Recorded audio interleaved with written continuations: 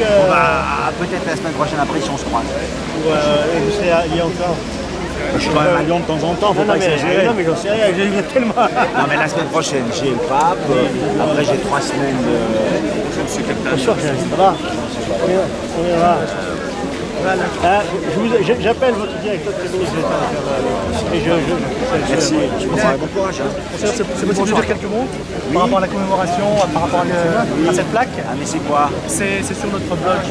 Notre blog, c'est qui notre Blog Journal de la diversité. Jeunesse.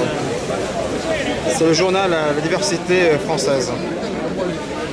Et alors, vous posez une question. Oui, voilà. Qu'est-ce que vous ressentez justement à la commémoration de cette place aujourd'hui, le nom d'Emir Abdelkader? Vous avez vu que pour tout le monde, et c'est vrai pour moi, l'Emir Abdelkader, c'est une figure qui me parle beaucoup.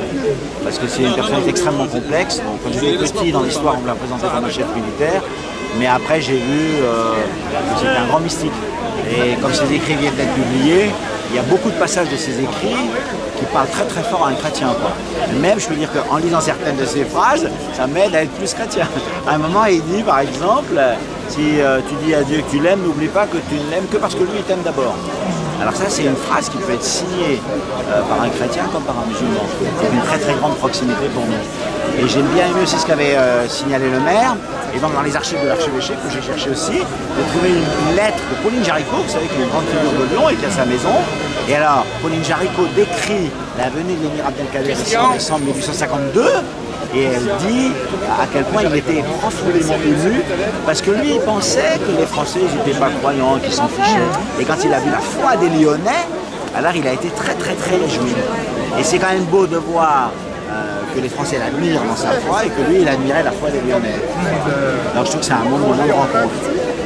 Personnellement, ça me touche d'autant plus qu'on a fait plusieurs fois allusion à Monseigneur Dupuche, sans dire que Monseigneur Dupuche il est originaire du diocèse de Lyon. Il était né à Roanne et il a été le premier évêque d'Alger. Et de fait, il a rencontré Abdelkader, rencontré non pas seulement officiellement, mais intérieurement et spirituellement. Et donc, plusieurs fois, ils ont eu des échanges très très profonds. C'est ça qui fait que Monseigneur Dupuche, quand il était en France, après, il a exigé du gouvernement de Napoléon III la libération de l'émir.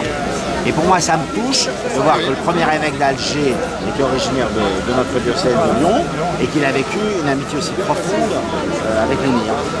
Voilà, c'est des belles petites choses que j'ai dans mon cœur à son sujet, outre le fait magnifique que l'année dernière, quand nous sommes allés à ce fameux voyage à Tibérim, quand nous sommes posés à Alger, avant d'entrer dans la ville d'Alger, entre l'aéroport et la ville, la première chose que nous avons faite, c'est de nous arrêter sur sa tombe et de prier sur la tombe de l'émir, de deux délégations catholiques et musulmanes.